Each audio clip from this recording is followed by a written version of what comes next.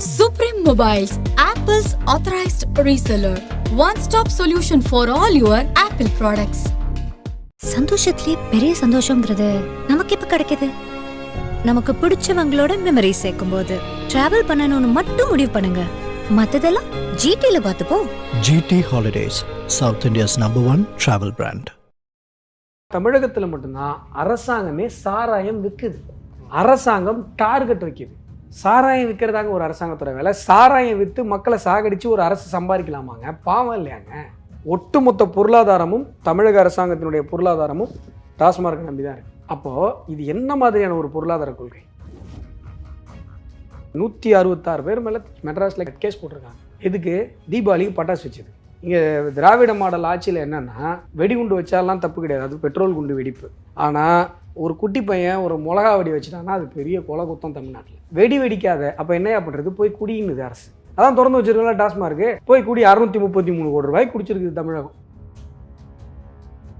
Ration கடையில் 20 kilo அரிசி 4 பேர் குடும்பத்துக்கு 20 கிலோ அரிசி ஃப்ரீயாக தராங்க. 20 கிலோவுமே நரேந்திர மோடி தான் கொடுக்குறாரு. ஸ்டாலின் என்ன பண்ணுறாருன்னா ஸ்டிக்கர் ஒட்டிக்கிறார். இந்த பக்கம் அவர் ஃபோட்டோவே, இந்த பக்கம் அவங்க அப்பா ஃபோட்டோவே ஒட்டிக்கிறார். கொடுக்குற அரிசி கொடுக்குறது யார்? அரிசி கொடுக்குற புண்ணியமா யார்? நரேந்திர மோடி. இப்போ 1000 ரூபா கொடுக்குறாங்களா உரிமை தொகைன்னு சொல்லி திமுக காரங்களுக்கெல்லாம் மட்டும் கொடுக்குற மாதிரி தெரியுது பார்த்தா. நான் பார்க்குறவங்க எல்லாமே வாங்கலாங்கிறாங்க. அந்த 1.5 கோடி பேர் யாருன்னு எனக்கே தெரில சார். 1.5 கோடி பேர்னா அட்லீஸ்ட் 4 பேரில் ஒருத்தனாவது வாங்கணும்னு சொல்லணும்ல. அது மட்டும் என்ன இவங்க மொத்தமாக கொடுக்குற காசா? SC STக்கு கொடுக்குற பணம் இருக்குது பாருங்கள், நரேந்திர மோடி அவர்கள் கொடுக்குற பணம், அதை எடுத்து கொடுக்குறாங்க 1000 ரூபா. உங்கள் திராவிட மாடலுடைய சோர்ஸ் ஆஃப் இன்கம் என்ன? டாஸ்மார்க் வருமானம், கோவிலிலிருந்து திருடப்படுகிற காசு, மக்கள் குடிக்கிற காசிலும் மக்கள் கும்பிடுகிற காசிலும் தான் இந்த ஒட்டுமொத்த தமிழக அரசாங்கமும் நடந்து கொண்டிருக்கு. ஆதன் சேனல் வாசலில் ஆதன் சேனலை பார்க்குறவங்க முட்டாள் அப்படின்னு சொல்லி ஒரு பேனர் வச்சா நீங்கள் ஒத்துப்பீங்களா? அதே மாதிரி தானே சார் கோயிலுக்கு போகிறவங்க. கோயிலுக்கு முன்னாடி போய் கடவுளை நம்புபவன் முட்டாள், அவன் ஒரு காட்டு மிராண்டி அப்படின்னு ஒரு காட்டு மிராண்டி சொன்ன ஒரு வாசகத்தை அங்கே எழுதி வச்சு, ரிப்பன் பில்டிங்கை வந்து உவே சுவாமிநாத ஐயர் பேர் வைக்கணும்னு நான் கோரிக்கை வச்சேன். இப்போ MGR பேர் வைக்கணும்னு கோரிக்கை வந்தது ரயில்வே ஸ்டேஷனுக்கு. எல்லா மட்டத்திலும் ஒரு தலைவர் பேர் வைங்கன்னு மக்கள் கேட்பாங்க. ஈவே ராமசாமி பேர் வைங்கன்னு என்னைக்கா ஏதாவது ஒரு ஏர்போர்ட், ஏதாவது ஒரு பஸ் ஸ்டாண்டு, ஏதாவது ஒரு முக்கு, ஏதோ ஒரு பொட்டி கிடைக்காத மக்கள் கேட்டிருக்காங்க. நீங்கள் சொல்லுங்க பார்ப்போம். மக்களால் வரலாற்றில் வெறுக்கப்பட்ட ஒரு மனிதர் ஈவே ராமசாமி. ஈவே ராமசாமியை வந்து எதிர்ப்பதைத்தான் தமிழக இளைஞர்கள், தமிழக மக்கள், தமிழக தாய்மார்கள், தமிழக சான்றோர்கள் விரும்புகிறார்கள். இதுதான் உண்மை. மக்களிடம் அன்றும் இன்றும் என்றும் வெறுப்பினுடைய அடையாளம் ஈவே ராமசாமி. ஆதன் தமிழ் நேயர்களுக்கு அன்பு வணக்கம். இந்த சிறப்பு நேர்காணலில் நம்முடன் இணைந்திருக்கிறார் தமிழக பாஜகவின் மாநில செயலாளர் அஸ்வத்தாமன் அவர்கள். வணக்கம் சார். வணக்கம். தமிழக ஆளுநர் RN ரவி குறிப்பாக வந்து இந்த ராஜ்பவன்ல இந்த பெட்ரோல் பாம்பிங் அதை பற்றி நம்ம ஏற்கனவே பேசணும். இப்போ அந்த வழக்கு வந்து தேசிய புலனாய்வு அமைப்புக்கு வந்து மாறி இருக்கிறது. அவருக்கு வந்து PFI உடன் தொடர்பு இருப்பதாக இனிஷியலாகவே வந்து நிறைய செய்திகள் வந்து வெளியானது. ஆனால் இப்போ வந்து இந்த கேஸ் வந்து NIAக்கு மாறி இருக்கிறத எப்படி பார்க்குறீங்க? இல்லை, இவங்க வந்து இந்த விஷயத்தை ஆரம்பத்துலேருந்தே சரியாக அணுகலை. ட்விட்டு போட்டதுக்கெல்லாம் குண்டாஸ் போடுறவங்க. தொடர்ச்சியாக தமிழகத்தில் ஒருத்தர் பெட்ரோல் குண்டு போட்டுகிட்டே இருக்கிறாரு, ஆனால் அவர் மேலே குண்டாஸ் போடலை. குண்டர் சட்டம் யார் மேலே போடணுமோ அவங்க மேலே போடலை. ஆனால் இவருடைய ஆட்சியினுடைய அவலங்களை சமூக வலைதளத்தில் பேசுகிறவங்க மேலெல்லாம் வந்து குண்டர் சட்டம் பாய்கிறது. அது மட்டும் இல்லாமல் இந்த குறிப்பிட்ட இந்த பெட்ரோல் குண்டு தாக்குதல் விஷயத்தில் நான் 30 கேள்விகளை எழுப்பியிருந்தேன். முதல்ல ஒரு 15 கேள்வி, அப்புறம் ஒரு 15 கேள்வி. காவல்துறையிடமிருந்து ஒன்றுத்துக்கும் பதில் வரனாலும் பரவாயில்ல, முறையான விசாரணை அதற்கு பிறகுமாவது நடந்ததா அப்படின்னு கேட்டால் இல்லை.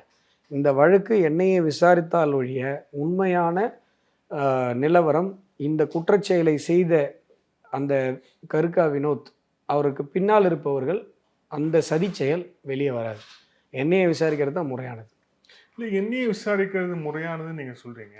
அது வந்து எல்லா மாநிலங்கள்லேயும் இந்த மாதிரியான சென்சிட்டிவ் கேசஸ், இப்போ குறிப்பாக அந்த கேரளாவில் ஒரு பிளாஸ்ட் நடந்தது, அதை கூட NIA வந்து விசாரிக்கிறாங்கன்னு பார்க்குறோம். பட் ஆனால் NIA கிட்ட ஒரு வழக்கு போச்சுன்னா அதுக்கான அவுட்புட் எப்போ கிடைக்குதுன்னு ஒரு கேள்வி இருக்குது. குறிப்பாக நம்ம 2022 கோவையில் நடந்த அந்த பிளாஸ்ட், அது வந்து குண்டுவெடிப்பு சம்பவம், அதுலேயும் NIA தான் விசாரணை பண்ணிட்டு இருக்காங்க. கைதுகள் நடக்குது. பட் ஆனால் இனிஷியலாக சார்ஜ் ஷீட் போட்டாங்க. பட் ஆனால் அதுக்கப்புறம் என்ன ஒரு ப்ரொசீஜர் இருக்குது, அதுக்கப்புறம் என்ன நடந்தது அப்படின்னே தெரியாமல் இருக்குல்ல. ஸோ NIA போனால் உண்மை வெளியே வரும்னு சொல்கிறது நம்ம எப்படி கரெக்டாக? இல்லை, நீங்கள் எப்படி இப்படி சொல்கிறீங்கன்னு தெரியல. ஏன்னா ஏற்கனவே நீங்களும் நானும் தான் இந்த விஷயத்தை டிஸ்கஸ் பண்ணியிருக்கோம். அந்த கோவை குண்டுவெடிப்பு தாக்குதல் முயற்சிக்கு பின்பு இருக்கிற அந்த இத்ரீஸ் அவர்களுடைய வாக்குமூலம், சத்தியமங்கலம் காட்டுப்பகுதியில் நடந்த ஆயுத பயிற்சி, கோவை பகுதியில் இருக்கிற அரபு கல்லூரியில் நடந்த அந்த தீவிரவாத குழுக்களுடைய சந்திப்பு வரை இன்றைக்கு என்ஐஏ விசாரித்ததுனால தான் பின்புலம், அதாவது ஒரு குற்றச்செயல் நடக்கிறது. ஒருத்தர் வந்து ஒரு வெடிகுண்டு எடுத்துகிட்டு போய் ஒரு வெடிக்க வைக்க முயற்சி பண்ணுறாரு. கோவில் முன்னாடி ஸ்பீட் பிரேக்கில் அந்த ஏறி இறங்கும்போது அங்கேயே வெடித்ததுனால ஒரு பெரிய உயிர் சேதம் தவிர்க்கப்படுகிறது. ஒரு மிகப்பெரிய குண்டுவெடிப்பு தாக்குதல் முயற்சி இறைவனுடைய அருளால் நடக்காமல் போகிறது. ஆனால் இந்த தாக்குதல் முயற்சிக்கு பின்பாக ஒருத்தரோ 2 பேரோ 4 பேரோ இருப்பாங்கலாம் கிடையாது. அதற்கு பின்பு ஒரு மிகப்பெரிய தீவிரவாத ராமிஃபிகேஷன், அதாவது தீவிரவாத பரவல், தீவிரவாத குழுக்களினுடைய பரவல், அவங்களுடைய ஆக்டிவிட்டீஸு, இன்னும் பல பேர் அதில் சம்மந்தப்பட்டிருப்பாங்க. நேரடியாகவோ மறைமுகமாகவோ சமூக வலைதளங்கள் வாயிலாகவோ இப்படி பல விஷயங்கள் நடக்கும். இது எல்லாத்தையும் கண்டுபிடிக்கணும் அப்படின்னு சொன்னால் என்ஐஏ மாதிரியான ஒரு முகமையினால் மட்டும்தான் அது சாத்தியப்படும். இப்போ உதாரணத்துக்கு கோயம்புத்தூரில் குண்டு வெடிப்பில் சம்மந்தப்பட்டவரும், கேரளாவில் ஏதோ ஒரு சம்பவத்தில் சம்மந்தப்பட்டவரும், கர்நாடகாவில் ஒரு விஷயத்தில் இருந்தவங்களும் கனெக்டடாக இருக்கிறதுக்கான வாய்ப்பு இருக்கிறது.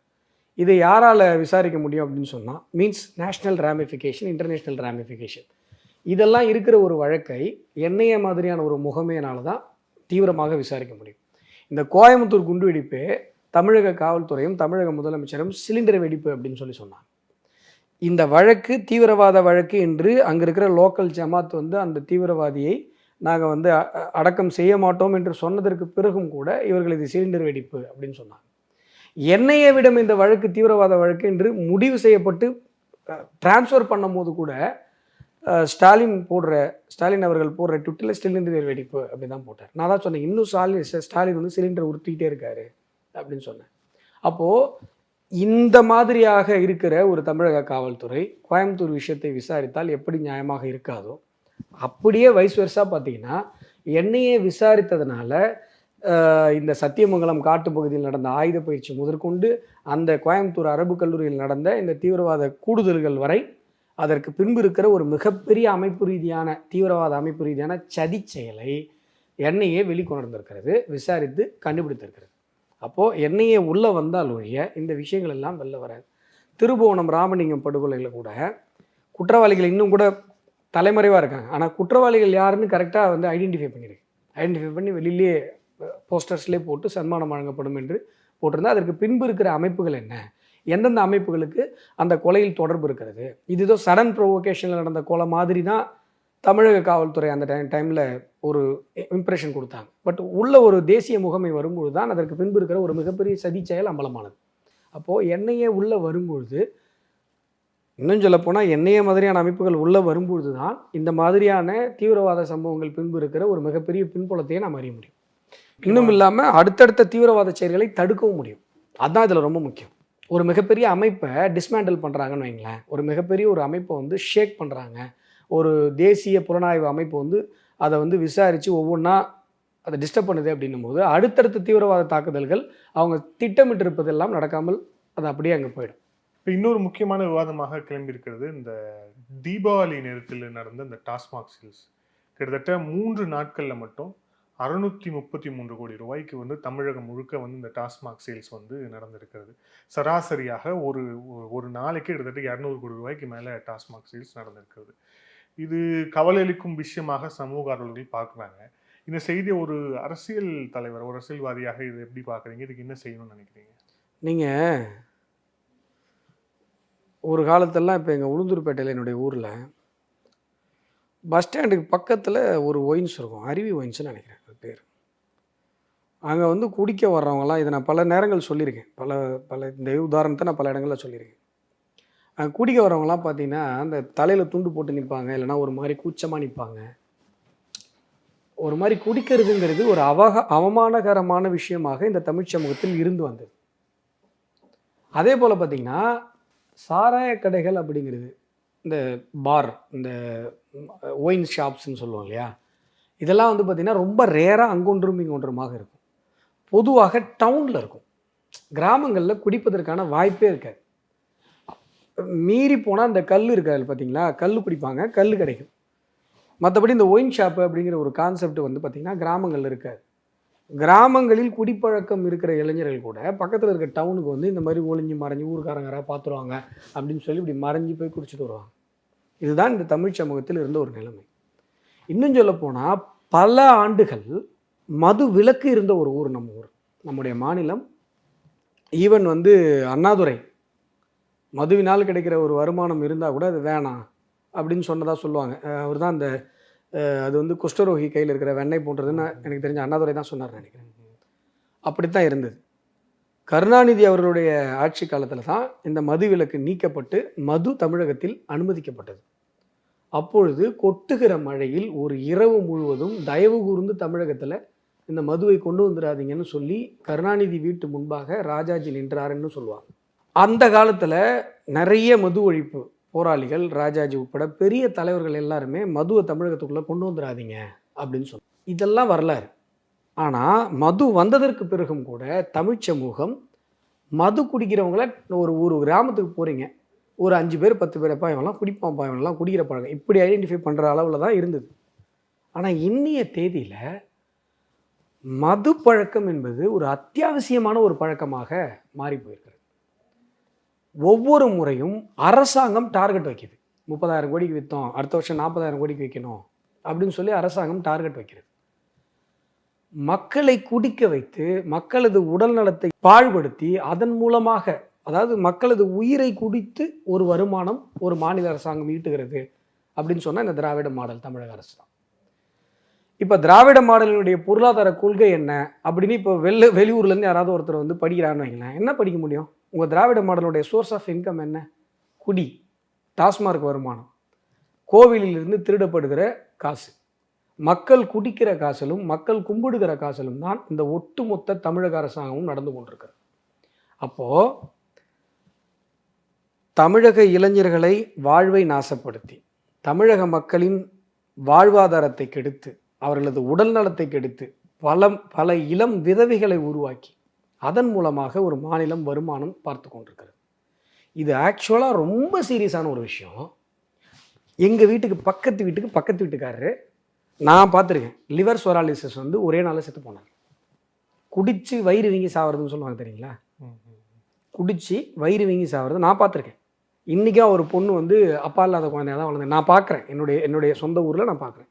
புரியுதுங்களா? இது ரொம்ப சீரியஸான ஒரு விஷயம். எத்தனை உயிர்களை இந்த டாஸ்மார்க் பலி வாங்கியிருக்கிறது.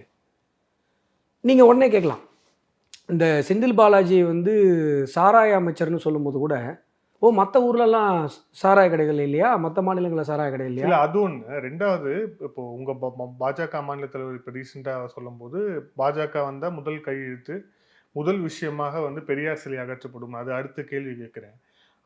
அதற்கு முன்பாக பூரண மதுவிலக்கு தானே முதல் கையெழுத்தாக இருந்திருக்கணும். இவ்வளோ சீரியஸான இஷ்யூ இருக்குது அப்படிங்கிறப்போ. இல்லைங்க, நீங்கள் ஒரு விஷயம் நல்லா புரிஞ்சுக்கோங்க.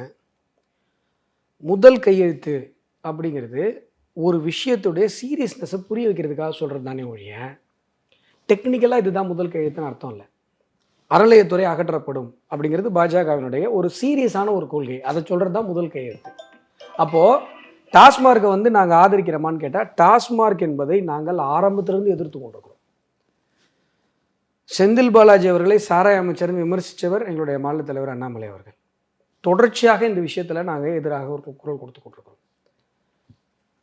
அரசாங்கம் சாராயம் விற்கக்கூடாது அப்படிங்கிற ஒரு விஷயத்தில் நாங்கள் ரொம்ப தெளிவாக இருக்கோம். இன்றைக்கி இல்லை, நீங்கள் வந்து பொன்னார் அவர்கள் இதை பேசியிருக்கிறார் எங்களுடைய மாநில தலைவராக இருந்தபோது.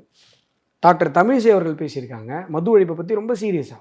அது தொடர்ச்சியாக பயணிக்குது. எல் முருகன் பேசியிருக்கிறார், அண்ணாமலை அவர்கள் பேசி கொண்டிருக்கிறார். அப்போது தொடர்ச்சியாக மது ஒழிப்புக்கு எதிராக பாரதிய ஜனதா கட்சி பேசி கொண்டிருக்கிறது. பாரதிய ஜனதா கட்சி வந்த உடனேயே தமிழகத்தில் மது ஒழிக்கப்படும். எப்படி குஜராத்தில் மது இல்லாமல் இருக்கோ அது மாதிரி தமிழகத்தில் ஒழிக்கப்படும் அப்படிங்கிறதுல எந்த விதமான மாற்று கருத்தும் கிடையாது. இங்கே என்ன மற்ற ஸ்டேட்டுக்கும் இங்கேயும் வித்தியாசம் அப்படின்னு சொன்னால், மற்ற ஸ்டேட்டில் மதுக்கடைகள் இருக்கிறது, ஆனால் இங்கே தான் அரசாங்கமே சாராயம் விற்குது. அங்கே என்ன நடக்கும்னா, மது தீர்வைத்துறைன்னு ஒரு துறை இருக்கும். அங்கே என்னென்னா பாருக்கு ஒரு ப்ரைவேட் வந்து லைசன்ஸ் கொடுப்பாங்க. மது தீர்வைத்துறைகள் மற்ற மாநிலங்களில் இருக்குது. ஆனால் தமிழகத்தில் மட்டும்தான் அரசாங்கமே சாராயம் விற்குது. அரசாங்கம் டார்கெட் வைக்குது. தீபாவளிக்கு வெடி வெடிக்காத, தீபாவளி வெடி 166 பேர் மேலே மெட்ராஸில் கேஸ் போட்டிருக்காங்க. எதுக்கு? தீபாவளிக்கு பட்டாசு வச்சதுக்கு. இங்கே திராவிட மாடல் ஆட்சியில் என்னென்னா வெடிகுண்டு வச்சாலாம் தப்பு கிடையாது, அது பெட்ரோல் குண்டு வெடிப்பு. பெட்ரோல் குண்டு போட்டான்னா அது சும்மா மூளையாக செதறி கிடந்ததுங்க. இல்ல அதுக்கும் ஆனால் எவனாவது ஒரு மிளகா கேஸ் போட்டிருக்காங்க. அது என்ன சொன்னாங்க, அமைச்சர் என்ன சொன்னார், திமுகவுடைய ஸ்போக்ஸ் பர்சன்ஸ் என்ன சொன்னாங்க. ஆனால் ஒரு குட்டி பையன் ஒரு மிளகா வெடி வச்சுட்டான்னா அது பெரிய கொலை குத்தம் தமிழ்நாட்டில். வெடி வெடிக்காத அப்போ என்னையா பண்ணுறது, போய் குடின்னுது அரசு. தீபாவளிக்கு வெடி வெடிக்காது, தீபாவளி அதெல்லாம் வெடிக்காது, இதை பண்ணாது அதை பண்ணாது, தீபாவளி அங்கேருந்து வந்துச்சு இங்கேருந்து வந்துச்சு, என்னதான் ஏன் தீபாவளிக்கு பண்ணுறது, போய் குடி. அதான் திறந்து வச்சுருக்கலாம் டாஸ்மார்க்கு, போய் குடி. 633 கோடி ரூபாய்க்கு குடிச்சிருக்குது தமிழகம். அப்போது இது எவ்வளவு மோசமான ஒரு சூழ்நிலை என்பதை நான் நினச்சி பார்க்கணும். நீங்கள் அடுத்த தலைமுறை என்னாகும், அடுத்த தலைமுறையுடைய ஆரோக்கியம் என்னாகும். டைரெக்டாக லிவர் பாதிக்கப்பட்டு லிவர் சொராலிசிஸ் வந்து, அதான் சொன்னல குடிச்சிட்டு வயிறு வீங்கி சாகிறதுன்னு சொல்லுவாங்க. அதாவது நம்ம குடிக்கிறதுல இருக்கிற அந்த விஷம் இருக்குது பார்த்தீங்களா, அதை வந்து லிவர் தான் முதல்ல எடுத்துக்கும். லிவர் வந்து அப்சர்வ் பண்ணிக்கும். அதை அப்சர்வ் பண்ணிகிட்டே இருக்குதுன்னு வைங்க, தொடர்ச்சியாக குடிக்கிறாங்க, இல்லை வந்து திடீர்னு ஒரு தடவை இது பண்ணுறாங்க, அந்த லிவர் செயலிழந்து போச்சு அப்படின்னு சொன்னால் அந்த விஷம் என்ன பண்ணால் வயிறு பூரா பரவி உடம்பு பூரா பரவிடும். அந்த பாய்சன், அதாவது குடிக்கிறதுல இருக்கிற அந்த ஒரு ஆல்கஹாலிக் பாய்சன், இதுதான் லிவர் சொராலிசிஸ். இந்த லிவர் சொராலிசிஸில் தமிழகத்தில் எத்தனை இளைஞர்கள் இறந்திருக்கிறார்கள்னு தமிழக அரசாங்கத்தால் வெள்ளை அறிக்கை தர முடியுமா? தர சொல்லுங்க பாப்போம். அப்போ தெரியும் இது நான் சொல்கிறது எவ்வளோ சீரியஸான விஷயம் அப்படின்னு சொல்லி. அப்போ தெரியும் எத்தனை தாய்மார்கள் தாலி எடுத்திருக்கிறாங்க இந்த விஷயத்தில், எத்தனை குடும்பங்கள் எத்தனை குழந்தைகள் நடுத்தெருவில் நின்றுக்கிறதுன்னு அப்போ தெரியும். ஸோ நீங்களே அந்த விமர்சனத்துக்கு சரியாக வந்துட்டீங்க. அரசாங்கம் மது இருக்கக்கூடாது அப்படின்னு சொல்லிட்டு தான் தமிழக பாஜகவுடைய கொள்கை அப்படின்றீங்க.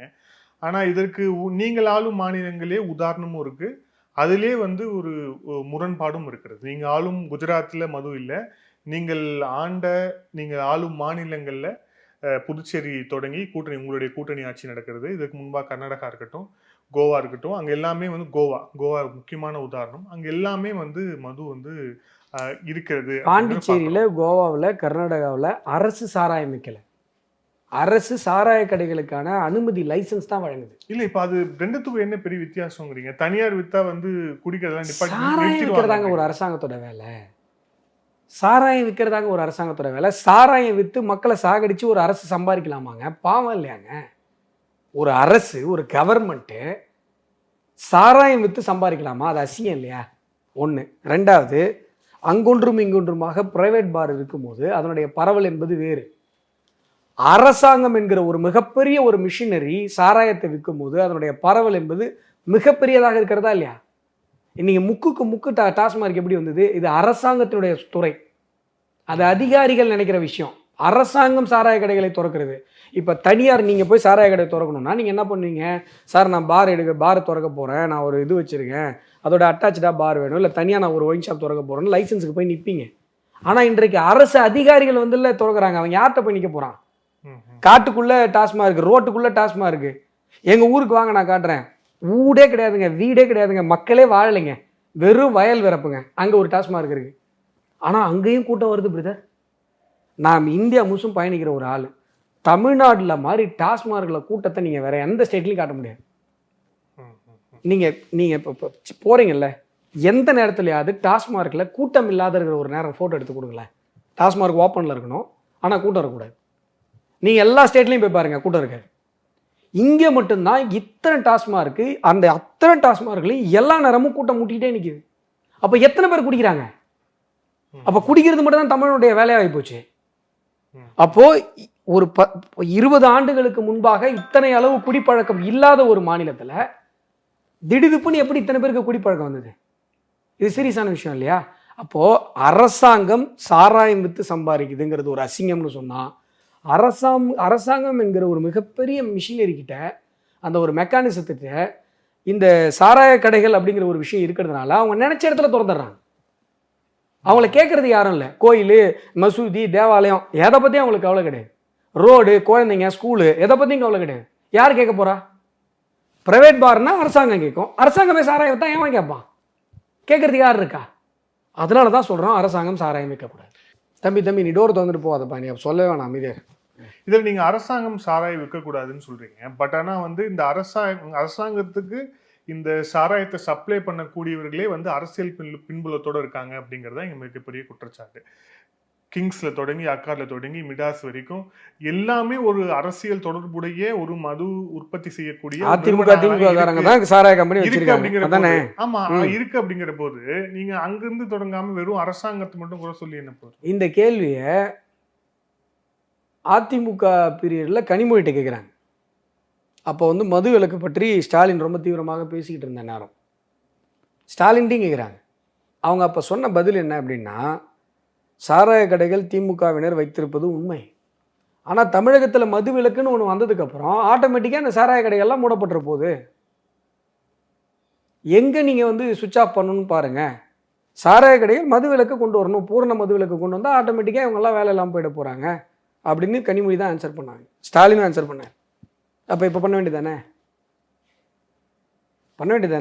இப்போ சமூக வலைதளத்தில் பூரண மது விலக்கு திமுக வந்ததற்கு பிறகு கொண்டு வரப்படும்னு சொல்லி ஸ்டாலின் அவர்கள் பேசின வீடியோ வந்துட்டுருக்கு. அப்போது அவங்க ஆட்சிக்கு வந்து 2.5 வருடங்கள் ஆகிறது. ஆனால் அவங்க மது விலக்குன்றதெல்லாம் பெரிய விஷயம்.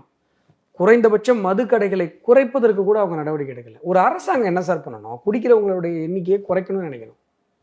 டாஸ்மார்க்கில் அதிகாரிகள் கூடி 10,000 கோடி ரூபாய்க்கு அதிகமாக நம்ம இந்த தடவை சரக்கு வைக்கணும்னு சொன்னால் அந்த சரக்கு யார் குடிக்கிறா?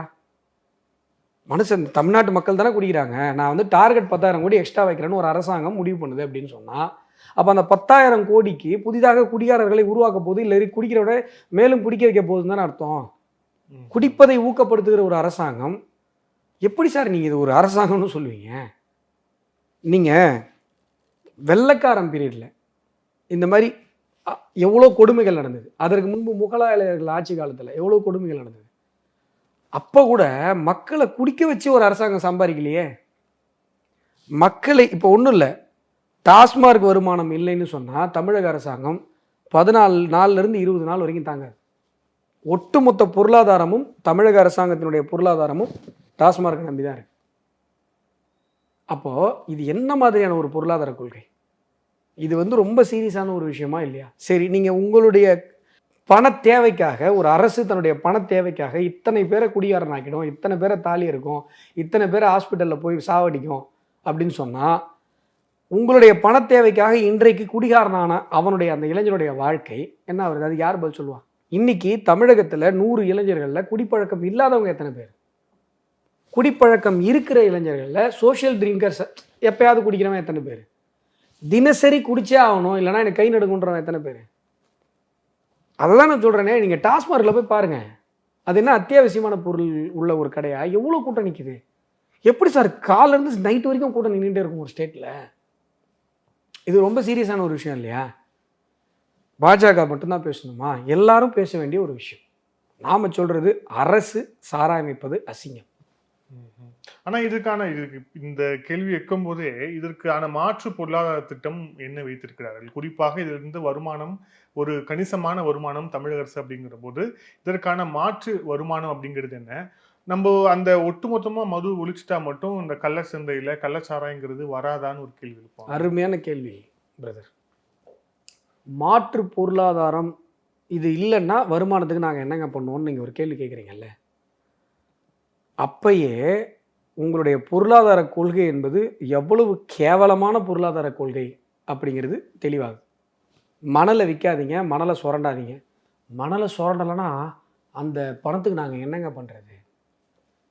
சாராயம் விற்காதீங்க, மக்களை குடிகாரனாக்காதீங்க, கொல்லாதீங்க. குடியை விற்கலைன்னா, சாராயம் விற்கலைன்னா அந்த பணத்துக்கு நாங்கள் எங்கெங்க போகிறதுனா, சாராயத்தை நம்பி அதனுடைய பொருளாதாரத்தை நம்பி இந்த அரசாங்கம் இருக்கிறது அப்படிங்கிறது ஒரு புரிதல். இப்படிப்பட்ட ஒரு பொருளாதார கொள்கையை நீங்கள் வகுக்கிறதுக்கு தான் இவ்வளோ பில்டப் பண்ணிங்களா? ஒரு பிடிஆர் பழனிவேல் தியாகராஜன்லாம் ஃபினான்ஸ் மினிஸ்டர் ஆகும்போது சமூக வலைத்தளத்தில் சில பேர் பேசின பேச்செல்லாம், அவர் யார் தெரியுமா, இவங்க எவ்வளோ தெரியுமா, பொருளாதார கொள்கை என்னன்னு தெரியுமா? அப்புறம் அந்த ஃபாரின்லேருந்து ஒரு 5 பேரை போட்டு டீம் போட்டாங்க, ஞாபகம் இருக்கா?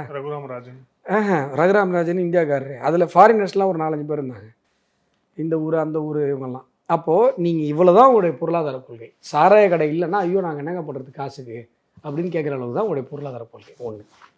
ரெண்டாவது, இங்கே மக்களுக்கு நடக்கிற எல்லா திட்டமுமே மத்திய அரசாங்கத்தோட காசுல தான் நடக்குது. உங்களுக்கு எதுக்கு காசுன்ற நான்? நீங்கள் என்ன பண்ணுறீங்க மக்களுக்கு? நீங்கள் இருக்கிற காசெல்லாம் உங்களுடைய வீட்டுக்கு எடுத்துகிட்டு போகிறதுக்கு தான் நீங்கள் பயன்படுத்துகிறீங்க. அப்படியே ஒன்று ஒன்றா சொல்கிறேன். வீட்டுக்கு வீடு கேஸ் சிலிண்டரு மத்திய அரசாங்கம் தந்திருக்கு. வீடு கட்டுறதுக்கு பணம் பிரதம மந்திரி ஆவாஸ் யோஜனாவில் மத்திய அரசாங்கம் தருது. இன்சூரன்ஸும் மத்திய அரசாங்கம் தந்திருக்குது. ஜல்ஜீவன் திட்டம், வீட்டுக்கு வீடு குடிநீர் போடுறது. பெரிய டேங்க், ஒரு ஃபோட்டோ பார்க்குறேன் செந்தில் பாலாஜி அவருடைய ஏரியாவில். பிரதான் மந்திரி ஜல்ஜீவன் ஸ்கீமுடைய திட்டத்தில் அந்த நிதியில் கட்டப்பட்ட டேங்க்கில் செந்தில் பாலாஜின்னு பெருசாக பேர் போட்டுக்கிறாங்க. அந்த டேங்கை கட்டுறதுக்கு முழுசாக காசு கொடுத்தது யார்? நரேந்திர மோடி பிரதமர் கொடுக்குறாரு. வீட்டுக்கு வீடு பைப்பு, வீட்டு வாசல் வரைக்கும் பைப்பு கொண்டு வந்து அந்த ஜல்ஜீவன் திட்டத்தில் பைப்பு போட்டு கொடுக்குறாங்க. ரேஷன் கடையில் 20 கிலோ அரிசி, 4 பேர் குடும்பத்துக்கு 20 கிலோ அரிசி ஃப்ரீயாக தராங்க. 20 கிலோவுமே நரேந்திர மோடி தான் கொடுக்குறாரு. ஸ்டாலின் என்ன பண்ணுறாருன்னா ஸ்டிக்கர் ஒட்டிக்கிறார். இந்த பக்கம் அவர் ஃபோட்டோவையும் இந்த பக்கம் அவங்க அப்பா ஃபோட்டோவையும் ஒட்டிக்கிறார். அரிசி கொடுக்குறது யார்? அரிசி கொடுக்குற புண்ணியமா யார்? நரேந்திர மோடி. அப்போது நான் சாப்பிட்ற அரிசி, நான் தங்குற வீடு, நான் குடிக்கிற தண்ணி, இங்கே ஊராட்சி மன்ற ஒன்றும் இல்லைங்க. ஒரு மீட்டிங்கில் அந்த கட்சி பேர், இப்போ இருக்கிற சூழ்நிலையில் அந்த கட்சி பேர் நான் சொன்னால் அது வேறு பெரிய பிரச்சனை ஆகிடும். வேறு ஒரு கட்சியை சார்ந்த ஒருத்தர், ஒரு ஊராட்சி மன்ற தலைவர் பேசுகிறார் நான் இருக்கிற மேடையில். அவர் ஊராட்சி மன்ற தலைவராகி 4.5 வருஷம் ஆகுது. 3 கோடி ரூபாய் அவருக்கு நிதி வந்திருக்கு. 3 கோடி ரூபாயில் 33 லட்சம் ரூபாய் என்னமோ மாநில அரசாங்கம் கொடுத்தது. மிச்சம் அந்த 2.25 கோடி ரூபா இருக்குது பாருங்கள், சொச்சம் தோராயமாக முழுசாக மோடி கொடுத்தது, மத்திய அரசாங்கம் கொடுத்தது. ஊராட்சி மன்ற தலைவர்களை கேட்டு பாருங்கள், அங்கே நடக்கிற எல்லா திட்டங்களுக்கும் மத்திய அரசாங்கத்துறை நிதியை தான் அவங்க எதிர்பார்த்துட்டு இருக்காங்க. உள்ளாட்சி அமைப்பில் பாலக்கட்டை, தண்ணி டேங்க்கு, சின்ன சின்ன ரோடு எல்லாம். இப்போ கிராமங்களில் நீங்கள் கிராமமாக நகரமானு தெரியாது. நீங்கள் முன்னாடிலாம் கிராமத்தில் பார்த்தீங்கன்னா இந்த 1.5 ஜல்லி மண் மட்டும் இருக்கும். 1.5 ஜல்லி அப்படியே தூக்கி நிற்கும். ஒரு வாகனங்களை நம்ம போகவே முடியாது. இன்றைக்கு எல்லா கிராமங்களிலும் குக்கிராமங்கள் வரை சாலைகள் போடப்பட்டிருக்கிறது. என்ன சாலை போடப்பட்டிருக்கு அப்படின்னு சொன்னால், பிரதம மந்திரி கிராம சாலைகள் திட்டத்தில் சாலை போடப்பட்டிருக்கு. அப்போது ரோடு போடுறது மத்திய அரசாங்கம், தண்ணி கொடுக்குறது மத்திய அரசாங்கம், சாப்பாடு ரேஷன் கடையில் அரிசி கொடுக்குறது மத்திய அரசாங்கம், அக்கௌண்ட் ஓப்பன் பண்ணுறது மத்திய அரசாங்கம், கேஸ் சிலிண்டர் கொடுக்குறது மத்திய அரசாங்கம், பாத்ரூம் கட்டி கொடுக்குறது மத்திய அரசாங்கம், வீடு கட்டி கொடுக்குறது மத்திய அரசாங்கம். நீங்கள் தான் எதுவுமே பண்ணலையே. இப்போ டாஸ்மார்க்கில் உங்களுக்கு வருமானம் வந்தா என்ன, வராட்டி என்ன? இப்போ 1000 ரூபா கொடுக்குறாங்களா உரிமை தொகைன்னு சொல்லி திமுக காரங்களுக்கெல்லாம் மட்டும் கொடுக்குற மாதிரி தெரியுது பார்த்தா. ஏன்னா எனக்கு தெரிஞ்சு எத்தனையோ இப்போ தீபாவளிக்கு ஊருக்கு போனேன், 1.5 கோடி பேர் திமுக காரங்க. 1.5 கோடி பேர்னு எங்கெங்க தெரியும்? இப்போ வெள்ளை அறிக்கை கொடுத்தா தானே தெரியும். டேட்டா கொடுத்துருக்கல, தெரியலைங்க. நான் பார்க்குறவங்க எல்லாமே வாங்கலாங்கிறாங்க. கண்ணில் பார்க்குறவங்க, பக்கத்து வீட்டுக்காரங்க, வீட்டில் வேலை செய்கிற அம்மா எல்லார்ட்டையும் கேட்டு பார்க்குறேன், யாருமே வாங்கலாங்கிறாங்க. அந்த 1.5 கோடி பேர் யாருன்னு எனக்கே தெரில. சார் 1.5 கோடி பேர்னா அட்லீஸ்ட் 4 பேரில் ஒருத்தனாவது வாங்கணும்னு சொல்லணும்ல. சரி அது கொடுங்க, வாங்கிட்டாங்கன்னே வச்சுக்கோங்க. அது மட்டும் என்ன இவங்க மொத்தமாக கொடுக்குற காசா? எஸ்சி எஸ்டிக்கு கொடுக்குற பணம் இருக்குது பாருங்கள், நரேந்திர மோடி அவர்கள் கொடுக்குற பணம், அதை எடுத்து கொடுக்குறாங்க 1000 ரூபா.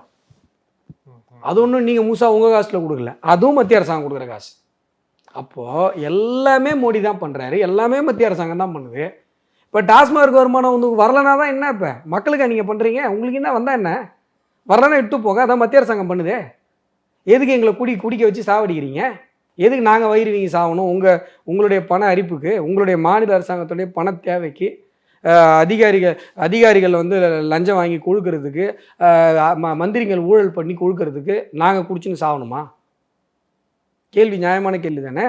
அப்போ இவங்க என்ன பண்ணுறாங்க? மத்திய அரசாங்கத்தோட திட்டம் என்ன? நான் இவ்வளோ விஷயம் சொல்கிறேன், ஓரலாக கேஷுவலாக யோசிச்சு சொல்கிறேன். நீங்கள் அப்படியே யோசிச்சு இந்த மாநில அரசாங்கம் என்ன அந்த மக்களுக்கு பண்ணுதுன்னு சொல்லுங்கள். இவ்வளோ ஏங்க, கொஞ்சம் வருஷத்துக்கு முன்னாடி குன்னத்தூர்னு ஒரு ஊருங்க, எங்கள் ஊருக்கு பக்கத்து ஊர். அங்கே வந்து பார்த்திங்கன்னா 10th வரைக்கும் ஸ்கூல் இருந்தது. +1 +2 ஸ்கூல் கட்டுறாங்க.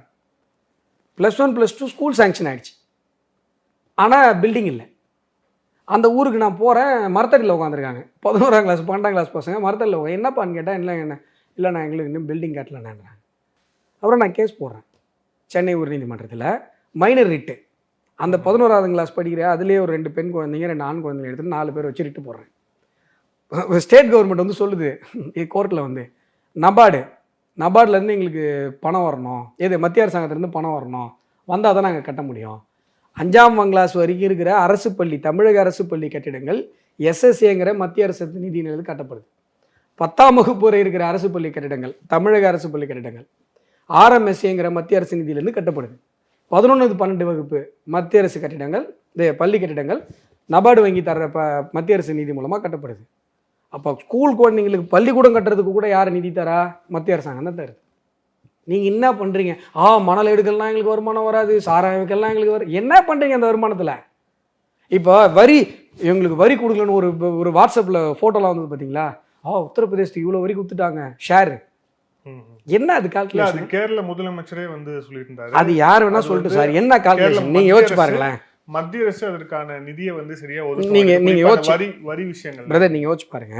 அதுக்கு உங்களுடைய கட்சியை சேர்ந்து என்ன சொல்லியிருந்தாருன்னா, நீங்க வந்து ரொம்ப காஸ்ட்லியா எல்லாத்தையும் செலவு பண்றீங்க, அதனால தான் நாங்க உருக்குது இல்லை அப்படின்னு. கிடையாது. இப்போ நான் சொன்ன எல்லா திட்டமும் மத்திய அரசாங்கம் தான் பண்ணுது. நான் சொல்ற எல்லா திட்டத்தையும் மத்திய அரசாங்கம் நேரடியாக பண்ணுது. பிரதான் மந்திரி ஆவாஸ் யோஜனாவா நேரடியாக பண்ணுது, ஜல்ஜீவன் திட்டமாக நேரடியாக பண்ணுது, கிராம சாலைகளாக நேரடியாக பண்ணுது, ஊராட்சி தலைவர்களுக்கான எல்லா விஷயத்தையும் நேரடியாக கொடுத்துருது. கொடுத்தது போக ஸ்டேட்டுக்கு கொடுக்குது. இந்தாப்பா இதை வச்சுட்டு மக்களுக்கு ஏதாவது பண்ணுன்னு. நீங்கள் என்ன பண்ணுறீங்க? அதை தூக்கி வானம் விட்றீங்க. எஸ்சி எஸ்டிக்கு கொடுத்தது தூக்கி இங்கே போடுறீங்க. ஒன்றும் இல்லை சார், இந்த காலேஜில் படிக்கிறாங்கல்ல பசங்க, ப்ரைவேட் காலேஜில், அவங்களுக்குலாம் எஸ்சி எஸ்டி பசங்களுக்குலாம் ஃப்ரீ தெரியும்ல உங்களுக்கு. எஸ்சி எஸ்டி பசங்க ப்ரைவேட் காலேஜில் படித்தாலும் அவங்களுக்கு முழுசாக ஃப்ரீ. யார் அந்த காசை கொடுக்குறாங்கன்னா மத்திய அரசாங்கம் கொடுக்குது. மத்திய அரசாங்கம் கொடுத்த காசை அந்த அகாடமிக் இயர் முடியறதுக்குள்ளே எந்த பசங்களுக்காக போய் சேர்ந்துருக்கான்னு நீங்கள் இது வரைக்கும் எடுத்து பாருங்கள் லிஸ்ட்டு. மத்திய அரசாங்கம் எஸ்சி எஸ்டி பசங்களுக்கு அந்த ஃபீஸ் கொடுத்துரும். அதை எடுத்துகிட்டு போய் என்ன பண்ணுவாங்க, இவங்க மற்ற விஷயத்துக்குலாம் செலவு பண்ணுவாங்க. கொடுத்துட்டு இல்லைங்க நாங்கள் செலவு பண்ணிட்டோம், அடுத்துக்கு செலவு பண்ணிட்டோம், இதுக்கு செலவு பண்ணால் அப்புறம் புரட்டி பார்த்தீங்கன்னா அந்த அகாடமிக் இயரே முடிஞ்சு அந்த பையன் காலேஜ் விட்டு வெளில போனதுக்கப்புறம் தான் அந்த ஃபீஸ் வரும். நடக்குதா இல்லையா நீங்கள் வெரிஃபை பண்ணி பாருங்கள். அப்போ இவ்வளவே மத்திய அரசாங்கம் பண்ணிவிட்டு உங்களுக்கு கொடுக்குற காசில் தான் இந்த பிரச்சனை. நீங்கள் ஒழுங்காக செலவு பண்ண மாட்டீங்க, இதை கொடுத்தா அதுக்கு போட்டுறீங்க, அது கொடுத்தா இதுக்கு போட்டுறீங்க, சரியாக கணக்கு கொடுக்க மாட்டீங்க அப்படிங்கிறது. இது எல்லாத்தையும் தாண்டி வாங்க. நீங்கள் ஏதோ ஒரு பொருள் வாங்குறீங்க, ₹1 டேக்ஸ் ஜிஎஸ்டி, 50 பைசா ஸ்டேட் கவர்மெண்ட்டுக்கு, 50 பைசா சென்ட்ரல் கவர்மெண்ட்டுக்கு. சரியா? நீங்கள் கட்டும் போதே என்ன ஆகுது, 50 காசு மாநில அரசாங்கத்துக்கு போயிடுது. நீங்கள் கட்டுற வரியில் 50% மாநில அரசாங்கத்துக்கு போயிடுது, 50% தான் மத்திய அரசாங்கத்துக்கு போகுது. அவங்க வாங்குற அந்த 50%ல் தான் இவங்க இவ்வளோ திட்டங்களை தமிழ்நாட்டுக்கு கொடுக்குறாங்க. இது இல்லாமல் fridge, 8 வழிச்சாலைகள், infrastructure, Vande Bharat train, தண்டவாள கட்டமைப்பு, இந்த துறைமுகங்கள் கட்டமைப்பு, இப்படி எல்லா விஷயத்தையும் மத்திய அரசாங்கம் தான் பண்ணுது. அந்த 50 காசில் மிச்சம் 50 காசை வாங்கினீங்களே, நீங்கள் என்ன பண்ணீங்க அப்படின்னு கேட்டால் தமிழக அரசாங்கத்திட்ட மத்தியில் இல்லை. இப்போ இந்த கான்செப்ட் இருக்குது பார்த்தீங்களா, தமிழகத்திலேருந்து இவ்வளோ வரி போச்சு, ஆனால் இவ்வளோ தான் வந்தது. தமிழகத்திலேருந்து போனதில் 50% ஆல்ரெடி உங்களுக்கு வந்துருச்சு. நீங்கள் சொல்கிற கணக்கே தப்பு. இந்த ஜிஎஸ்டின்னு முன்னாடி கதை விட்டுருந்தாங்க, இப்போலாம் அமைதியாயிட்டாங்க பார்த்தீங்களா. நான் ஒரே ஒரு லாஜிக் சொன்னேன், எனக்கு தெரிஞ்சு அந்த லாஜிக் நான் சொன்னதுக்கப்புறம் யாருமே பேசல. இந்த வீட்டு வாடகை வச்சு உங்கள் சேனலில் தான் சொன்னேன், உங்கள் ஃப்ரெண்டுக்கிட்ட. புரியுதுங்களா? ஜிஎஸ்டிங்கிறது அந்த நிலுவைத் தொகை வரும்போது தாங்க தர முடியும், அது வர்ற வரைக்கும் தர மாட்டாங்கன்னு சொன்னேன். அதுக்கப்புறம் யாருமே பேசல. இப்படி தான் உருட்டிகிட்டு இருக்காங்களே ஒழிய, எப்படி தமிழகத்திலேருந்து இவ்வளோ போச்சு, தமிழகத்துலேருந்து போகிறது தான் 50% தமிழக அரசாங்கத்துக்கு போயிட்டு தானே பேலன்ஸ் தானே அங்கே போகுது. அப்போது மத்திய அரசாங்கம் வாங்குகிற வரியில் மக்களுக்கு நேரடியாக இவ்வளோ பண்ணுது. இன்னும் நான் பல விஷயங்களை நல்லா சொல்ல முடியும். மகளிர் சுய உதவி குழுக்களுக்கு கொடுக்குற கடன்லேருந்து, எஃபிஓக்கு கொடுக்குற கடன்லேருந்து, விவசாயிகளுக்கு 6000 ரூபா போடுறதுலேருந்து இவ்வளோ விஷயங்கள் பண்ணுது மத்திய அரசாங்கம். அப்புறம் உங்களுக்கு கொடுக்குற காசில் இதெல்லாம் பண்ணிவிட்டு உங்களுக்கு கொடுக்குற காசில் நீங்கள் என்ன பண்ணுறீங்க, அதுலேயும் என்ன பண்ணுறீங்க, இங்கே வாரி வானம் விட்றீங்க, ஒழுங்காக கணக்கு கொடுக்க மாட்டீங்க. இப்போ கணக்கு கேட்டால் கோவப்படுறீங்க. தப்பு இல்லையா? இது எல்லாத்தையும் விட்டுருங்க. இவங்க வாங்குகிற டேக்ஸில் என்ன பண்ணுறாங்க? சரி, குடிக்க வச்சு சம்பாதிக்கிறாங்களே, அந்த காசில் என்ன பண்ணுறாங்க? ஒரு திருவிழா நல்ல நாளில் ஒரு கோயிலுக்கு போய் சாமியை நான் மனசார பார்க்குறதுக்கு என்கிட்ட 500 ரூபா 1000 ரூபான்னு பிடிங்கி தின்றாங்களே வெக்கமே இல்லாமல், அந்த காசை வச்சு என்ன பண்ணுறாங்க? இவங்க பிடிங்கி தின்னுவாங்களாம். எது தமிழக அரசாங்கம், நான் கோயிலுக்கு போகிறேன் என்கிட்ட பிடிங்கி தின்னுமா. ஆனால் பார்த்தீங்கன்னா சுகிசிவம் வந்து பேசுவார் பட்டிமன்றத்தில், கடவுளை பார்க்குறதுக்கு எதுக்கு காசு, நாங்களா காசு வாங்குறோம், இந்து கோயிலாக வாங்குது, அரசாங்கம் பிடிங்கி தின்னுது, அரசாங்கம் பிடிங்கி தின்னுது. ஏன் இவர் சுகிசிவம் கேட்டிருக்காரு ஏற்கனவே, இப்போ அவர் தான் அறநிலையத்துறைக்கு அட்வைசரோ சம்திங் இருக்கார், ஏன் அதை நீக்க வேண்டியதானே? அப்போ பேசினார்ல பெருசா, இப்போ பவரில் இருக்கார்ல, பண்ண வேண்டியதானே? இதுதான் திராவிட மாடல். இதில் இந்த பெரியார் சிலை சம்பந்தமாக அவங்க மாநிலத்தில் பேசினதும் அதுவும் வந்து ஒரு சர்ச்சையான ஒரு விஷயமாக மாறியது. குறிப்பாக வந்து அந்த இந்து கோயில் வெளியே இருக்கக்கூடிய பெரியார் சிலைகள் அகற்றப்படும் அப்படின்னு அவர் சொன்னது. இந்த கருத்து நீங்கள் ரொம்ப நாள் முன்னாடியே பெரியார் அவர்களுக்கு எதிராக வந்து நீங்கள் வந்து தொடர்ச்சியாக விவாதத்தில் ஈடுபட்டே வரீங்க. ஸோ இந்த விஷயத்தை எப்படி பார்த்தீங்க? வரவேற்கக்கூடிய விஷயம் சார். அதாவது மக்களுடைய ஆதரவு இருக்கிற ஒரு கருத்து, மக்கள் இதை வரவேற்கிறார்கள். இது பெரியார் சிலை அகற்றணும்னு மக்கள் கேட்டாங்களா? ஈவேரா சிலையை வைக்கணும்னு மக்கள் எங்கேயா கேட்டிருக்காங்களா? ஒரே ஒரு ரெப்ரஸன்டேஷன் நான் ஏற்கனவே ஒரு இதில் இல்ல சொல்லியிருக்கேன். ஆனா மக்கள் கேட்டு சிலைகள் வைக்கிறது இல்ல அரசியல்வாதிகள் கிடையாது. அவங்க கொள்கை ஏர்போர்ட்டுக்கு பசும்பொன் முத்துராமலிங்க தேவர் பேரை வைக்கணும்னு மக்கள் கேட்குறாங்க. ராமசாமி படையாச்சாரி சிலையை சென்னையில் வைக்கணும்னு கோரிக்கை இருந்தது. அர்த்தநாரி சவர்மாவுக்கு மணிமண்டபம் கட்டணும்னு மக்கள் கேட்குறாங்க. அஞ்சலை அம்மாளுக்கு சிலை வைக்கணும்னு மக்கள் கேட்டிருக்காங்க. பெருந்தலைவர் காமராஜருக்கு உளுந்தூர்பேட்டையில் மக்கள் கேட்டு சிலை வந்தது. எங்கள் ஊரில் சிலை இருக்கு. ஈவே ராமசாமிக்கு சிலை வைக்கணும்னு எங்கேயாவது எந்த கிராமத்துலையாவது எந்த முக்குலையாவது எந்த டவுன்லையாவது 4 பேர் சேர்ந்து பொதுமக்கள் மனு கொடுத்தா நீங்கள் காட்டுங்க. ஒரே ஒரு ரெப்ரஸன்டேஷன் காட்டுங்க. அர்த்தநாரி சவர்மாவுக்கு ஸ்டாம்புக்கு 2.5 வருஷமாக போராடி நான் இப்போ சாங்ஷன் வாங்கி வச்சுருக்கேன். சேலத்தில் பிரிட்ஜு ஒன்று வருது, அதுக்கு வந்து அவர் வர்மா ஐயா பேர் வைக்கணும்னு போன வாரம் வந்து மக்கள் கேட்டு போகிறாங்க. மக்கள் தலைவர்னா மக்கள் கேட்பாங்க, சிலை வைங்க, இதுக்கு பேர் வைங்க. எதுவுமே மக்கள் கேட்கல. நீங்கள் வந்து டிரான்ஸ்போர்ட்டுக்கு பேர் வச்சிங்க, அவர் மூஞ்சியை போட்டு. மக்கள் கேட்கல, நீங்களாக தான் வச்சிங்க. நீங்கள் வச்ச சிலை எல்லாமே நீங்களாக வச்சது தான். பொதுமக்கள் என்றைக்காவது ஈவே ராமசாமிக்கு இதை பண்ணுங்க. இல்லை இப்போ வந்து ரிப்பன் பில்டிங்கை வந்து ஊவே சுவாமிநாத ஐயர் பேர் வைக்கணும்னு நான் கோரிக்கை வச்சேன். அப்போ வந்து சென்னப்ப நாயக்கர் பேர் வைக்கணும்னு ஒரு சிலரை சொன்னாங்க. சென்னையை அவர் தானேங்க, அவர் பேர் தானேங்க வைக்கணும் அப்படின்னு. இப்படி எல்லா மட்டத்திலும் இப்போ எம்ஜிஆர் பேரை வைக்கணும்னு கோரிக்கை வந்தது ரயில்வே ஸ்டேஷனுக்கு. எல்லா மட்டத்திலும் ஒரு தலைவர் பேர் வைங்கன்னு மக்கள் கேட்பாங்க. ஈவே ராமசாமி பேர் வைங்கன்னு என்னைக்கா ஏதாவது ஒரு ஏர்போர்ட்டு ஏதாவது ஒரு பஸ் ஸ்டாண்டு ஏதாவது ஒரு முக்கு ஏதோ ஒரு பொட்டி கிடைக்காத மக்கள் கேட்டிருக்காங்க. நீங்கள் சொல்லுங்க பார்ப்போம். மக்களால் வரலாற்றில் வெறுக்கப்பட்ட ஒரு மனிதர் ஈவே ராமசாமி. வெறுக்கப்பட்ட ஒரு மனிதர், வெறுப்பினுடைய அடையாளம். நான் தான் சொல்லுவேன், 49 ஆரம்பித்த திமுக 49 67 அவங்க ஆட்சியை பிடிக்கிற வரைக்கும் மிக மிக மோசமாக கொச்சையாக ஈவே ராமசாமியும் அண்ணாதுரையும் கருணாநிதியும் விமர்சித்து கொண்டார்கள். இன்னும் சொல்ல போனால் 57 இவங்க கொஞ்சம் பேர் சட்டசபைக்கு போனாங்க பாருங்க. 57 67 வரைக்கும் ரொம்ப தீவிரமாக விமர்சித்தார். ஈவே ராமசாமியை விமர்சித்ததுனால தான், ஈவே ராமசாமியை விட்டு வெளில வந்தனால தான் அண்ணாதுரைக்கு மக்கள் ஆதரவு கொடுத்தாங்களே ஒழிய ஈவே ராமசாமி ஒரு வெறுப்பினுடைய அடையாளம் இல்ல. அது பெருந்தலைவர் சார் காமராஜர் ஏன் தோத்து போனாரு? இப்போ சொல்லுவாங்க, பெருந்தலைவரே தோக்கடிச்ச ஊர் ஏன் தோத்து போனாரு? ஈவே ராமசாமி ஆதரவு கொடுத்தாலும் தோத்து போனார். இல்ல, அது நீங்க ஒரு சித்தாந்த ரீதியா சொல்றீங்க. இன்னொரு பக்கம் வந்து அந்த பெரியார் சிலை அங்கிருந்து அகற்றப்படுறதால என்ன விஷயம் நடந்தணும்னு கேள்வி. இப்போ டாஸ்மாக் கடையை இங்கிருந்து அகற்றணும்னா அதுல ஒரு சமூக நோக்கம் இருக்கு. கருவேல மரங்களை அகற்றணும்னா அதுக்கு ஒரு சமூக நோக்கம் இருக்கு. அதுக்கான பலன்கள் அப்படிங்கிறது இருக்கு. நீங்க பெரியார் சிலையை தூக்கி அங்க வைக்கிறதால என்ன நடந்துற போது? அங்க இருக்கிறதும் என்ன, இல்லாதும் என்ன, அதுல என்ன பெருசா இல்லை சார், நான் உங்களுக்கு புரிய வைக்கிறதுக்காக கேட்குறேன், நீங்கள் தவறாக எடுக்க வேணாம். ஒரு சிறப்பான ஒரு விதத்தில் செயல்பட்டு கொண்டிருக்கக்கூடிய அதுவும் சொன்னப்போனால் அரசியல் ரீதியாக செயல்பட்டு ஒரு சேனல் உங்களுடைய ஆதன் சேனல். ஆதன் சேனல் வாசலில் ஆதன் சேனலை பார்க்குறவங்க முட்டாள் அப்படின்னு சொல்லி ஒரு பேனர் வச்சா நீங்கள் ஒத்துப்பீங்களா? அதே மாதிரி தானே சார் கோயிலுக்கு போகிறவங்களும். கோயிலுக்கு முன்னாடி போய் கடவுளை நம்புபவன் முட்டாள், அவன் ஒரு காட்டு மிராண்டி அப்படின்னு ஒரு காட்டு மிராண்டி சொன்ன ஒரு வாசகத்தை அங்கே எழுதி வச்சு அது வந்து பர்பஸாக அவங்களுடைய மனதை காயப்படுத்துகிற விதத்தில் சொல்லி அதான் எங்களுடைய தலைவர் சொன்னார். ஏற்கனவே அவர்கள் சொல்லியிருக்கார், கம்யூனிஸ்ட் அலுவலகம் தான் இங்கே தான் இருக்குது, இந்த பக்கம் ஒரு கம்யூனிஸ்ட் அலுவலகம் இருக்குது. கம்யூனிஸ்ட்னா காலை நக்கி பிழைப்பவன் கம்யூனிஸ்ட், கம்யூனிஸ்ட் என்றால் கலகக்காரன். ஈவே ராமசாமி சொன்ன வார்த்தை. பேனர் வைக்கலாமா? இல்லை திமுக காரங்கள்லாம் வந்து அவர்கள் சொல்லாத, எங்களுடைய மாநில தலைவர் சொல்லாத ஒரு வார்த்தையை நான் சொல்கிறேன். திமுக காரங்களாம் விபச்சாரியுடைய மகன்கள்னு சொல்லியிருக்காரு ஈவே ராமசாமி. பேனரில் வச்சிடலாமா? அவர் சொன்னது தான், தப்பு இல்லையா? எதுக்கு நீ உன் கொள்கையை பரப்புறியா? நீ ஒரு பக்கம் கொள்கையை பரப்பு. கோயிலுக்கு போகிறவன்ட்ட போய் அங்கே ஒரு சிலையை வச்சு கடவுளை நம்புபவன் காட்டு மிராண்டி, தேவையா? அது தப்பு இல்லையா? அதனால தான் நீக்க சொல்கிறாருங்க தலைவர். அதுக்கு பெரியார் சிலை இருக்கட்டும், அந்த வாசகம் மட்டும் நீக்குன்னு சொன்னா கூட சரியாதானே இருக்கும். அவர் சிலை இருக்கிறதே சார், அவர் சிலை இருக்கிறதே ஸ்ரீரங்கம் கோயில் சொத்து சார்.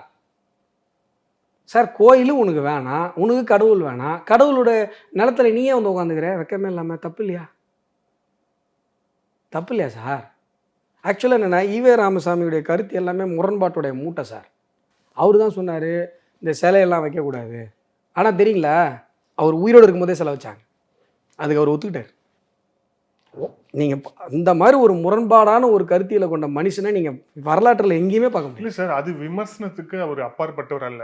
அவர் வந்து விமர்சனத்துக்கோ விவாதத்துக்கோ ஒரு அப்பாற்பட்டவர். அப்படி பார்த்தா அவருடைய கருத்தியல் படி அவருக்கு சிலையே வைக்க கூடாது. ஒண்ணு ப்ரையாரிட்டியில இது வந்து உங்களுடைய ப்ரையாரிட்டியில் நம்பர் 1 வரதுக்கான காரணம் என்ன? அதனால எதுக்கு பெருசா சார் என்ன நீங்க நடந்துரும்னு கோயிலுக்கு முன்னாடி நாங்க வந்து இந்துக்கள் மனதை புண்படுத்த வேண்டும் என்கிற ஒற்றை நோக்கத்தோடு நீங்க ஒரு சிலையை வைப்பீங்க அப்படின்னு சொன்னா அது சட்டத்திற்கு புறமானதாச்சா இல்ல சார்? இது இப்ப நான் உங்களுடைய பேச்ச நிறைய விட்டு கேட்டிருக்கேன். நிறைய இந்து மத பெரியவர்கள் பேசியிருக்காங்க.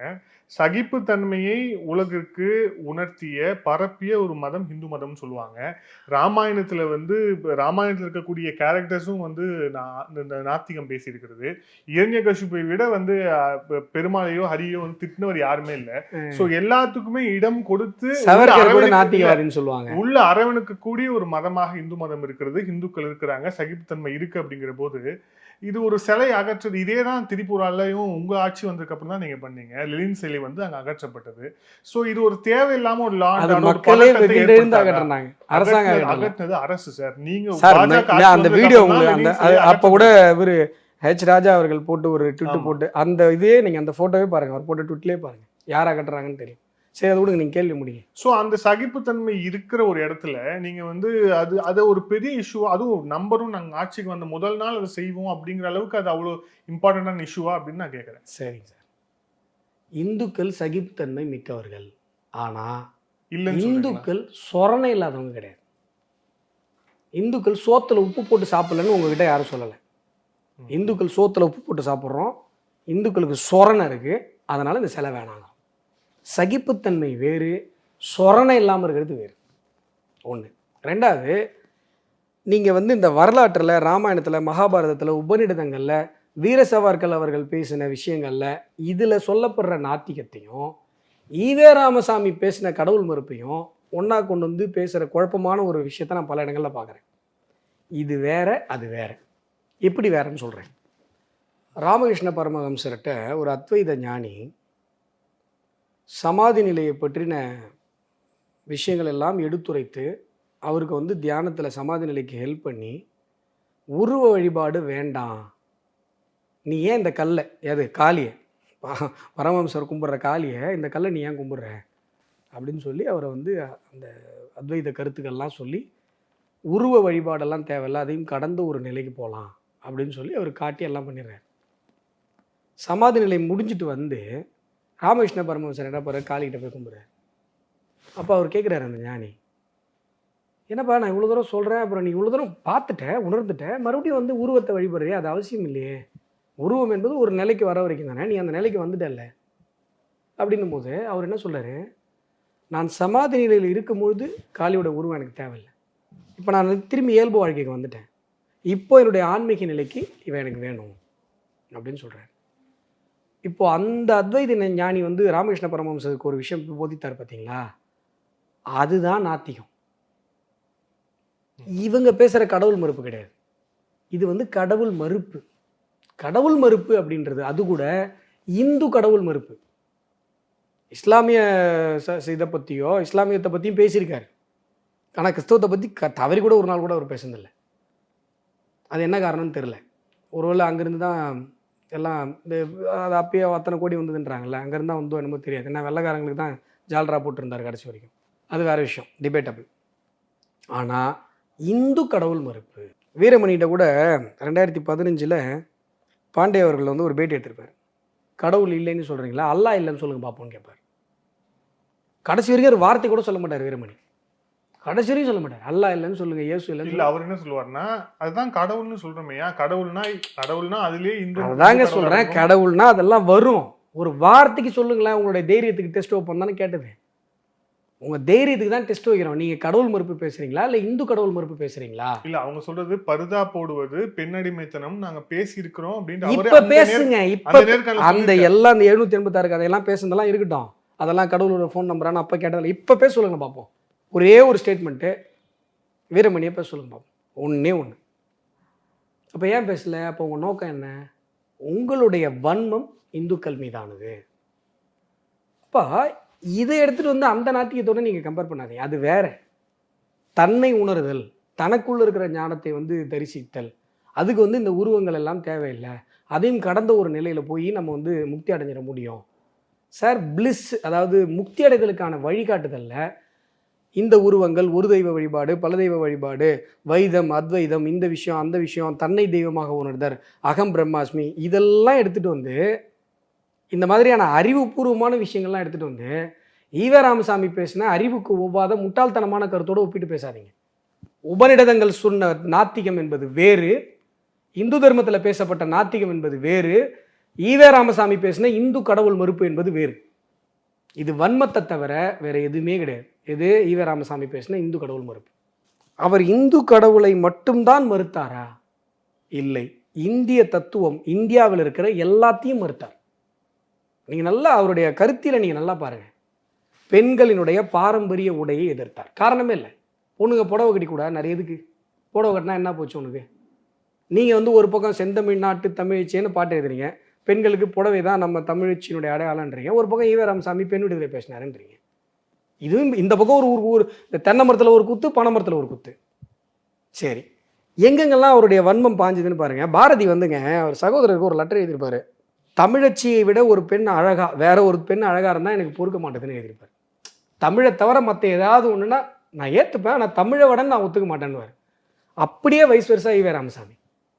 இந்தியாவில் இருக்கிற கலாச்சாரம் சார்ந்தது, இந்த மண் சார்ந்த ஒரு விஷயம்னா அவருக்கு பிடிக்கவே பிடிக்காது, அருவருப்பாக பார்ப்பார்.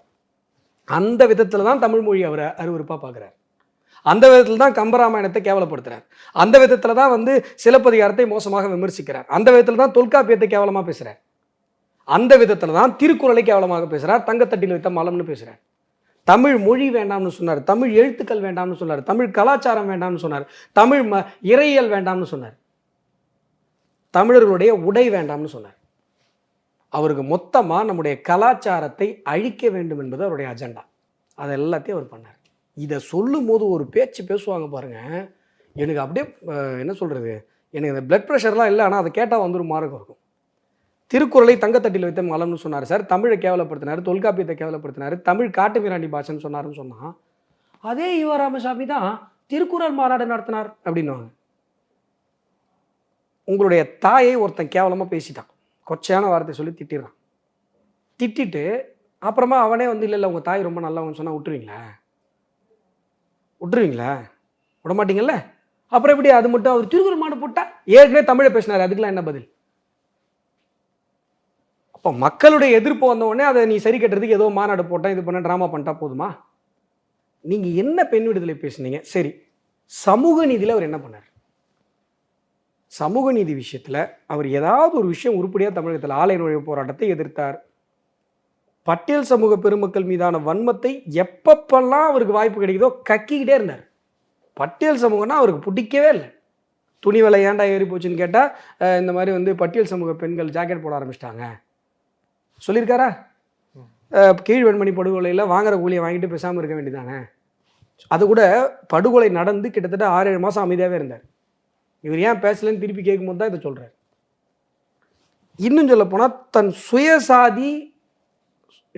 சுயசாதி வெறியில் இருந்த ஒரு மனுஷன் சார் அவர். ஈரோடு லோக்கல் பாடி எலெக்ஷனில் எழுதுறாரு, தலையங்க எழுதுறாரு, ஐயோ ஈரோடு எலெக்ஷனில் தெலுங்கு நாயக்கர்கள்லாம் நம்ம ஒற்றுமை இல்லாமல் போயிட்டோம். யார்? ஈவேரா. நம்ம ரெப்ரசன்டேஷனே போயிடுச்சு, சாதி ரீதியாக நம்ம ஒருங்கிணைலைன்னா அடுத்தடுத்து நம்ம ரொம்ப மோசமான நிலைமைக்கு போயிடுவோம் எழுதியிருக்காரு. இறப்பதற்கு கொஞ்ச நாளைக்கு முன்னாடி கன்னட பலிஜா நாயுடு நானுன்னு சொல்லியிருக்காரு. அப்புறம் அவர் எந்த ஜாதியை எப்போ தூக்கி போட்டார்? தன்னுடைய சொந்த ஜாதி பெருமையை தூக்கி போடல, தன்னுடைய சொந்த ஜாதி வெறியை தூக்கி போடலை. அப்போ அவர் என்ன பண்ணார்? என்ன அடுத்தவங்களுக்கு என்ன சொல்லி கொடுத்தாரு? பட்டியல் சமூகத்து மேலே தன்னுடைய வெறுப்பை வாழ்நாள் முழுவதும் கக்கி கொண்டிருந்த ஒரு மனிதர். பெண் விடுதலை, அவர் பேசின பெண் விடுதலை கிடையாது. இவர் பேசுனதெல்லாம் பெண் விடுதலைன்னா அப்போ பாரதி பேசுனது என்ன? பாரதி மெஸ்ஸுன்னு ட்ரிப்ளிகேனில் இருக்கும் பார்த்துருக்கீங்களா? அங்கே போனீங்கன்னா பாரதியாருடைய குடும்ப நண்பர்களோட பாரதி உட்காந்துருக்க ஃபோட்டோ இருக்கும். வயசு பொண்ணு சார். அந்த காலத்தில் நீங்கள் யோசிச்சே பார்க்க முடியாது. அவருடைய நண்பர்களோட, அதுக்கு சின்ன வயசு பசங்களோட நிற்க வச்சுருப்பார். ஃபோட்டோவில் எல்லாம் குரூப்பாக நிற்பாங்க. அது பாரதி பேசுனது. நீங்கள் தள்ளாத வயதில் சாவ போகிற வயதில் நீங்கள் ஒரு இளம் பெண்ணை கல்யாணம் பண்ணிட்டீங்க, கேட்டால் சொத்து போயிடும். நீங்கள் யார் பெண் விடுதலை பற்றி பேசுறது? அவர் அதிகபட்சமாக சொன்னது என்ன? பெண்கள் வந்து கிராப் வெட்டிக்கணும், பெண்கள் பேண்ட் சட்டை போட்டுக்கணும், பெண்கள் கர்ப்பப்பையை வெட்டி எறிஞ்சிடணும், பெண்கள் ஆண்கள் போல உடை அணிந்தால் பெண்களுக்கு பெருமை அப்படின்னு சொன்னால், அப்போ ஆண்கள் தானே அங்கே உயர்ந்தவன்ற ஒரு கருத்து அங்கே திணிக்கப்படுது. பெண்களாகவே உயர்ந்தால் தானே அது பெண்ணிய முன்னேற்றம். பெண்கள் ஆண்களாக மாறிட்டா அது வந்து பெண்கள் ஆண்கள் மாதிரி மேக்கப் போட்டுக்கிட்டா அது பெருமைக்குரிய ஒரு விஷயம் அப்படின்னா அப்போ ஆண்கள் தான் அங்கேயும் பெரியவங்கன்னு ஆகுது. இப்போ இவர் என்ன பெண்ணி விடுதலை பேசினாரு? இப்போ இந்த ஈவே ராமசாமி பற்றி பேசுகிறவங்களாம் பார்த்தீங்கன்னா நீங்கள் வந்து அவரை படிச்சிருக்கீங்களா அது எல்லாம் பேசுவாங்க. உள்ள டிஸ்கஷன் உள்ள வாங்கினா வரவே மாட்டாங்க. அவங்க பேசுகிறதெல்லாம் மேம்போக்கா இருக்குது. எல்லாத்தையும் தாண்டி சொல்கிறேன், மக்களிடம் அன்றும் இன்றும் என்றும் வெறுப்பினுடைய அடையாளம் ஈவே ராமசாமி. ஈவே ராமசாமியை வந்து எதிர்ப்பதைத்தான் தமிழக இளைஞர்கள், தமிழக மக்கள், தமிழக தாய்மார்கள், தமிழக சான்றோர்கள் விரும்புகிறார்கள். இதுதான் உண்மை. களத்தில் இருந்து இதுதான் உண்மை. நன்றி சார். பல கேள்வி விளைச்சுங்க. Thank you sir. Thank you so much.